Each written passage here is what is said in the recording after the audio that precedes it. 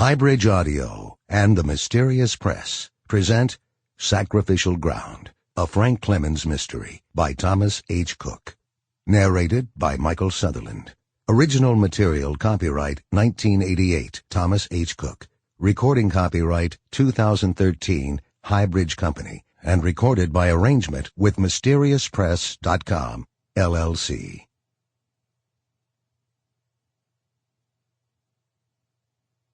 Chapter 1.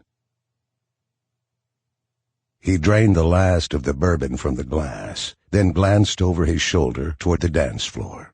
The music had slowed, and the dancers were swaying languidly to the country drone of Waylon Jennings. Strings of yellow lights hung like a web above them, bathing them in a hard light. At other places, pink and blue coils of neon formed themselves into longhorn steers and cowboy hats. Frank turned back to the bar and tapped his empty glass. The bartender stepped up. He was dressed in a light red western shirt with pearl-handled six guns embroidered on the shoulders. "Another bourbon?" he asked. Frank nodded. The bartender filled the glass and stepped away. Frank took a drink, then swiveled around on the stool. The place was called the Bottom Rail, and it was not his favorite spot on earth, but the drinks were cheap, the music loud, and the smoke thick and engulfing. Across the dance floor, he could see a large bearded man in bib overalls smoking a Mississippi crook. It was a zigzag-shaped, whiskey-soaked cigar, and he had not seen one since he'd left the piney woods of the Alabama North Country 18 years ago to come to Atlanta. He remembered a game he'd played with a few friends, something they called smokeout, which was nothing more than 6 people in a car in the summer, and all of them smoking Mississippi crooks until someone finally broke and ran gasping from the car. Summer had not seemed so terrible then. He'd had the high, cool streams and the shady pine breaks of the mountains. He shook his head slightly, remembering them. But in Atlanta, summer became a nightmare of thick, motionless heat, which everything made worse. The steaming pavement and the sweltering sidewalks, the glass towers baking in the sun. They had found her in the summer 3 years ago. His daughter, Sarah, just 16, her body blackened and bloated after only a few days in the woods. From the distance, she had looked almost twice her size, a huge black doll in his daughter's dress. She'd parked her car by the river and wandered off for miles into the surrounding forest in search of the right place to die. Suicide. "You shouldn't see her," Alvin had said as they moved nearer to the spot. "You know what it's like."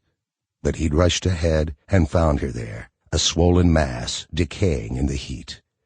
Dropping to his knees, he'd noticed that some animal had already made a feast of her hands.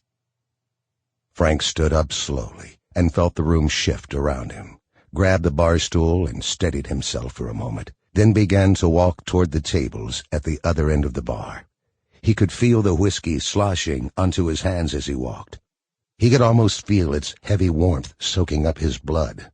His legs were going. He knew that instantly. They weren't exactly numb, but they were getting there.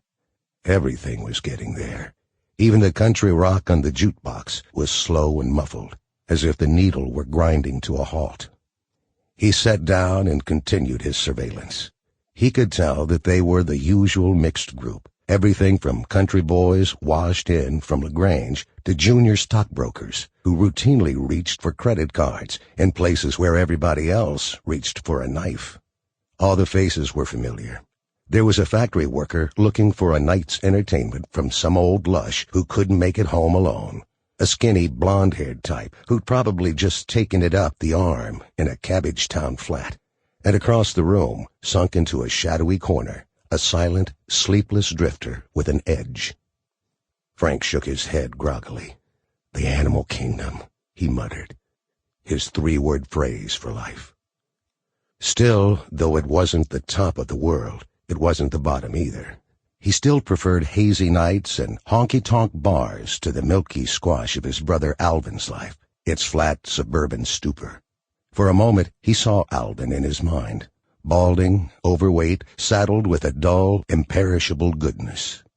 He had grown up a perfect Sample complete. Ready to continue?